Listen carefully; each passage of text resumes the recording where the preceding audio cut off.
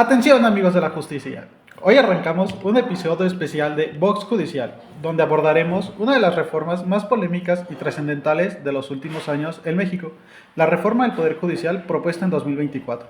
Prepárense para un análisis a fondo sobre los cambios sugeridos por el Ejecutivo Federal, como la reestructuración de la Suprema Corte, la reducción de magistrados y la elección por voto popular, así como su impacto en jueces y personal del Poder Judicial, especialmente aquí en el estado de Guanajuato, como comparativas internacionales. Este episodio está dirigido especialmente a estudiantes y profesionales del derecho, trabajadores judiciales y aspirantes a una carrera judicial. ¡Comenzamos! Soy Diego Muñoz Caso, estudiante de Sociología del Derecho de sexto semestre en la Universidad de Guanajuato, así como también trabajo en una sala penal del Supremo Tribunal de Justicia. El día de hoy me acompaña mi colega Carla Chaires. Hola a todos, gracias Diego.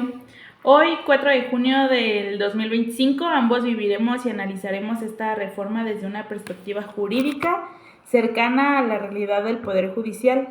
En este episodio hablaremos de la reforma del Poder Judicial en México que se ha venido discutiendo durante el último año y exploraremos sus propuestas centrales, su proceso legislativo, cifras oficiales, reacciones de diversos actores, en las que se incluyen marchas y protestas y la comparación con sistemas judiciales europeos.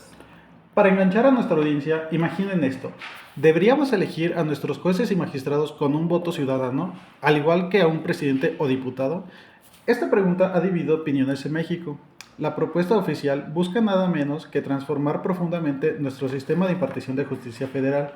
Por un lado, se argumenta que ello haría a los jueces más responsables ante la sociedad, y por otro lado, se advierte un peligro de politización y ruptura de procesos judiciales en curso. Este episodio los invitamos a conocer a detalle la reforma propuesta y sus implicaciones. Y ahora vamos al meollo del asunto. Empecemos por el panorama general de la iniciativa de la reforma constitucional presentada por el Ejecutivo Federal. De acuerdo con un análisis de la Suprema Corte de Justicia, la iniciativa del 5 de febrero de 2024 contempla cambios muy importantes. Entre ellos podemos destacar elección por voto popular de jueces y magistrados. En este se propone que los ministros de la Suprema Corte, los magistrados de circuito y los jueces de distrito se elijan con una consulta ciudadana. En la práctica, esto implicaría realizar elecciones para nombrar cerca de 2,000 servidores judiciales federales cada cierto tiempo.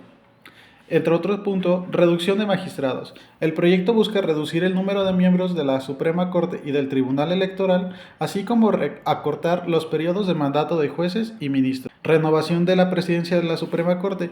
Se plantea que la presidencia de la Suprema se renueve cada 2 años, de manera rotatoria en función de los votos obtenidos en la elección, en lugar de que los mismos ministros elijan internamente a su presidente. Así como también la creación de nuevos organismos.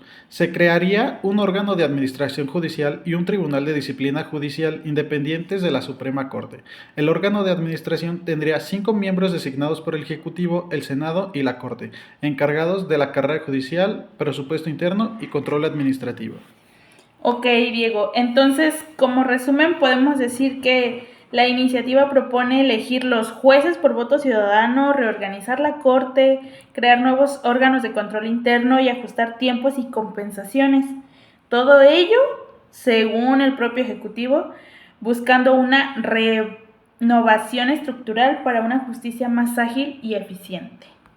Exactamente, compañera. Ahora, después de haber sido enviada a la Cámara de Diputados en febrero de 2024, la iniciativa fue objeto de intensos debates en comisiones y pleno.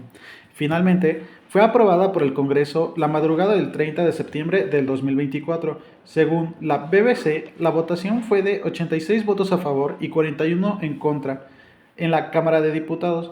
Poco después, fue avalada por el Senado y por la mayoría de los congresos estatales. Además, el 15 de septiembre de 2024, en una ceremonia previo al grito de independencia, el entonces presidente Andrés Manuel López Obrador firmó el decreto de reforma y lo publicó en el Diario Oficial de la Federación.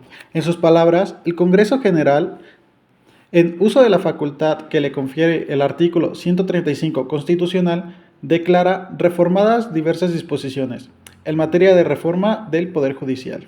Es decir, cumplidos los requisitos de mayoría calificada en el Congreso y ratificación local, La reforma se promulgó como parte de la Constitución. Sí, Diego, sí me acuerdo. De hecho, después la presidenta electa Claudia Sheinbaum, presente en la firma, celebró el hecho como un momento de mayor independencia y libertad y democracia. Sin embargo, la oposición de distintos sectores pues fue notoria. Ya en agosto de 2024, la presidenta había pedido respaldo ciudadano para la iniciativa de AMLO, que impulsaba exactamente esta elección popular de juzgadores. De hecho, en campaña ella planteó la pregunta: ¿es mejor que la gente elija a los ministros de la Corte o que los elija el Senado? Y al ver varias manos levantadas por el pueblo, concluyó que debía reforzarse el poder judicial elegido por los ciudadanos. Y por otra parte, la oposición criticó duramente el mecanismo. Incluso el propio Colegio de la Judicatura Federal advirtió que la reforma atenta contra el equilibrio de poderes, y los sindicatos de los trabajadores judiciales convocaron huelgas y hasta paros nacionales para exigir que se detuviera la reforma. La Suprema Corte, en análisis interno, identificó problemas asociados que tú, como veremos adelante, y recordó que cualquier persona debe respetar principios constitucionales como la continuidad de los juicios. Entonces, se podría resumir que la reforma fue aprobada con el apoyo de Morena, el Partido del Trabajo y el Partido Verde, contando incluso con el voto a favor de un diputado del PAN. Sin embargo, partidos de oposición como son PAN, PRI, PRD, junto con organizaciones civiles y profesionales del derecho, han levantado la voz criticando los riesgos al Estado de Derecho. Esto ha cristalizado en múltiples manifestaciones ciudadanas que ya estaremos viendo más adelante. Así es, Diego, así es. Justamente, ¿eh? Ahora sí, entremos al impacto concreto que ha generado esta reforma. Uno de los puntos más sensibles es qué pasará con los jueces y magistrados actuales. La iniciativa contiene transitorios muy duros. Por ejemplo, propone que todos los jueces y magistrados federales actuales terminen su encargo simultáneamente el día en que rindan protesta a los nuevos electos.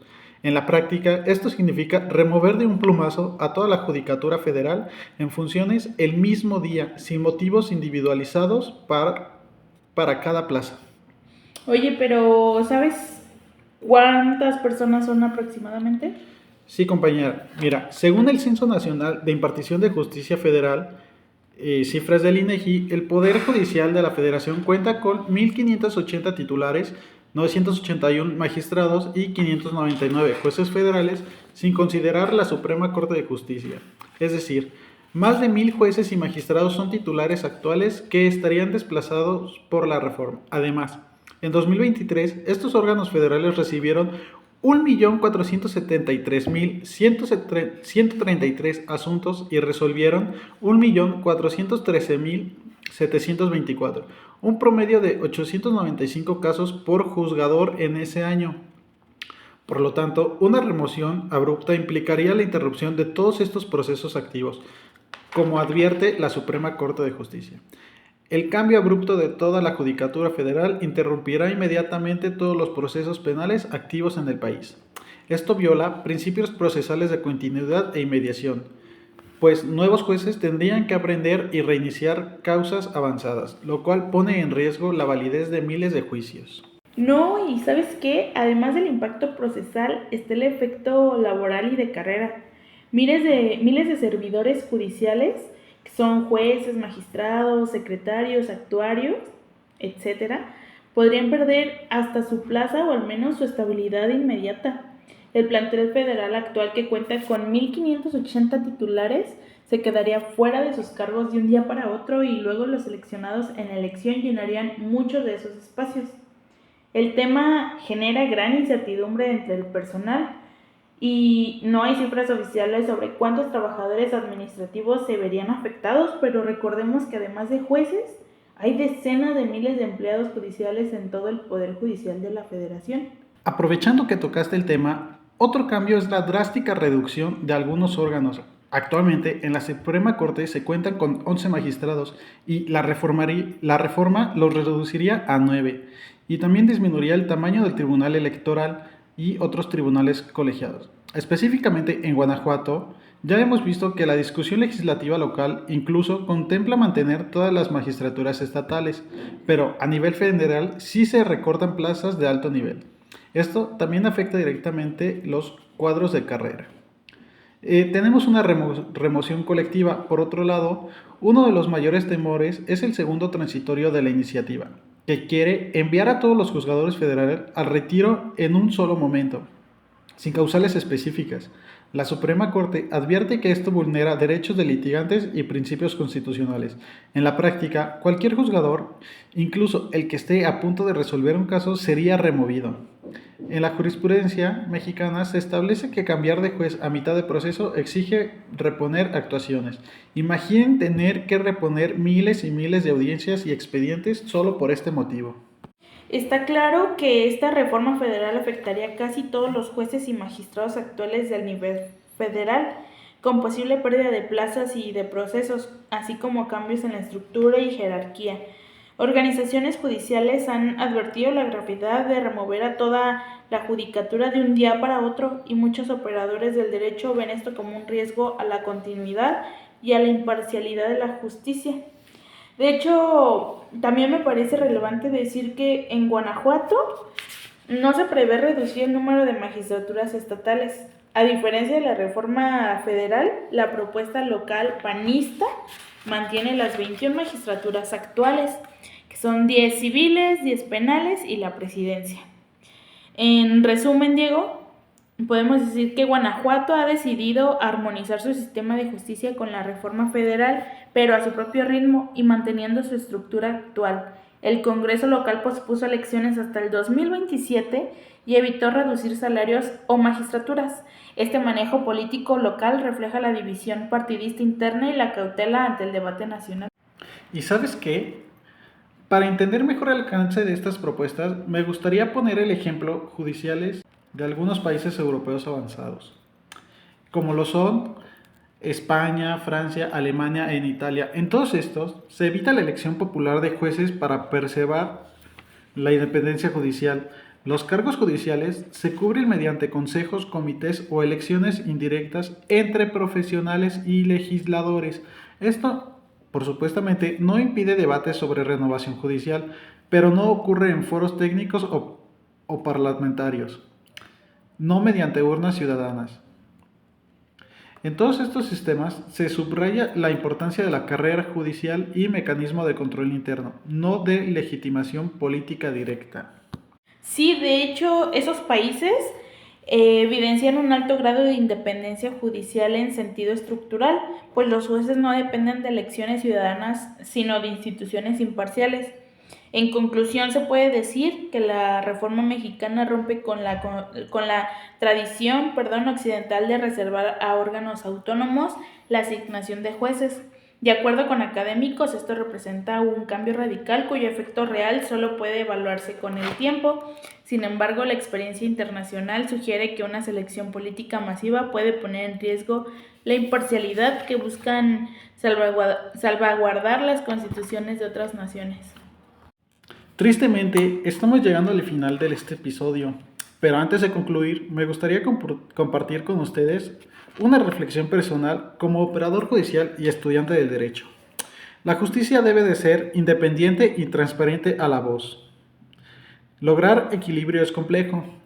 La reforma del Poder Judicial busca corregir la baja confianza pública hacia los jueces, pero a costa de introducir un mecanismo sin precedentes en nuestra historia.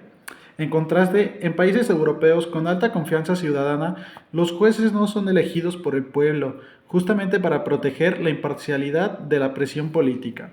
Así que me gustaría lanzar preguntas a nuestra audiencia. ¿Qué ganamos y qué perdemos al elegir a nuestros jueces por voto? ¿Cómo aseguraremos que quienes lleguen sean competentes y honestos, no solo populares o bien financiados? ¿La reforma fortalece realmente la autonomía judicial o la pone bajo el escrutinio electoral? Y por último, ¿qué papel deberían tener la ciudadanía en la justicia, además de ejercer su derecho a que los procesos sean públicos y confiables? Así es, compañero, no hay respuestas sencillas para esto. Lo que está claro es que ahora más que nunca todos, Debemos mantenernos informados e involucrados. La independencia judicial y la rendición de cuentas no son fines opuestos, sino compatibles, si diseñamos los mecanismos adecuados. Tu intervención, compañera, me ha gustado tener esta charla contigo, así que con esto despedimos nuestro episodio y gracias por escucharnos.